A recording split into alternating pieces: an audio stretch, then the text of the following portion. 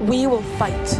In the air, on the ground, and at sea, women and men, in the desert, underwater, on mountains, commanders and soldiers, shoulder to shoulder, in the field, on base, non-stop, for our mothers, fathers, sisters, brothers, children, grandparents, to defeat the enemy, an enemy that cares not for the lives of civilians, neither ours nor their own.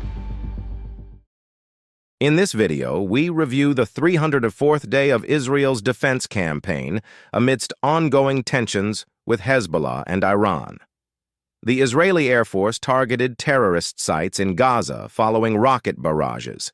Evacuation orders were issued between Rafah and Khan Yunis, indicating a possible large-scale operation.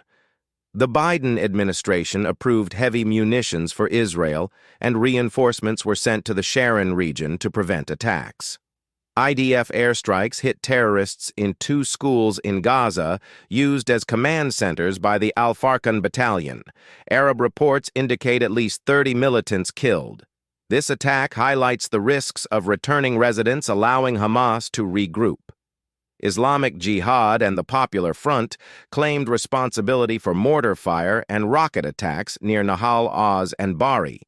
The Al-Aqsa Martyrs Brigades claimed to have launched 107mm rockets and downed an Israeli Skylark drone. In Deir al-Balah, the Israeli Air Force eliminated Hamas's Minister of Economy involved in arms production and misappropriation of humanitarian aid for terrorism. Further airstrikes occurred in Burej and Deir al-Balah. In Rafah, the Al-Aqsa brigades claimed mortar and rocket fire at the Rafah crossing. Hamas released footage of sniper and RPG attacks, including militants emerging from tunnels to fire at Israeli tanks. IDF Southern Command Chief Eliezer Toledano reported dozens of tunnels identified and destroyed. The most significant was a 3-meter-high tunnel, capable of vehicle passage between Rafah and Sinai. On Sunday, Hamas launched rockets at Ashdod and Yavne. Some were intercepted and others fell in open areas. The IDF issued evacuation notices to residents in the Rafah Khan Yunis area. Another barrage of 15 rockets was launched towards Gaza border communities. The Bari Reserve Battalion completed a month of operations along the route, conducting patrols, ambushes, and intercepting infiltrators. Their next mission will be in the West Bank. In the West Bank, there were 3 violent clashes involving the Al-Aqsa brigades. The IDF mapped the home of the terrorist from Salfit, who committed a stabbing in Holon for demolition. In Tulkarem, an Israeli UAV struck a terrorist cell during an IDF operation. Cooperation between Hamas, Islamic Jihad, and the Al-Aqsa brigades is evident in this region. The Sharon region has been reinforced with home front command units due to alerts of potential attacks. Toledano warned that Iran is attempting to smuggle weapons into the West Bank, aiming to spark a new intifada and divert IDF resources from other fronts. On the northern front, Hezbollah conducted 5 attacks yesterday. Unit 869 identified and directed an airstrike that eliminated a Shia militant. Overnight, Hezbollah launched rockets, causing fires, and the Israeli Air Force struck terrorist infrastructure in southern Lebanon.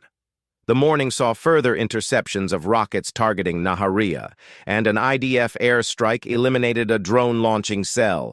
The Houthis shot down a U.S. Reaper drone and fired ballistic missiles, hitting a civilian ship in the Gulf of Aden. Iran is expected to coordinate attacks from Yemen, Lebanon, Iraq, its own territory, and Syria, aiming to restore deterrence after recent strikes.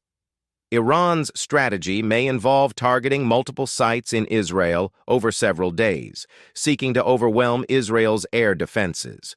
U.S. Central Command Chief General Michael Kurilla is arriving in Israel today. The U.S. approved the transfer of bombs to Israel, including Mk-83 and Mk-82 types. Iran faces limited time as the Abraham Lincoln aircraft carrier heads to the Gulf of Oman, and U.S. defense coordination with Israel intensifies. Toledano stated that home front command guidelines remain unchanged, with high defense readiness. A new alert app, Personal Message, was launched for immediate warnings. Prime Minister Netanyahu emphasized the need to maintain control of the Philadelphia route and strengthen military power against Iran and its proxies. The battles continue.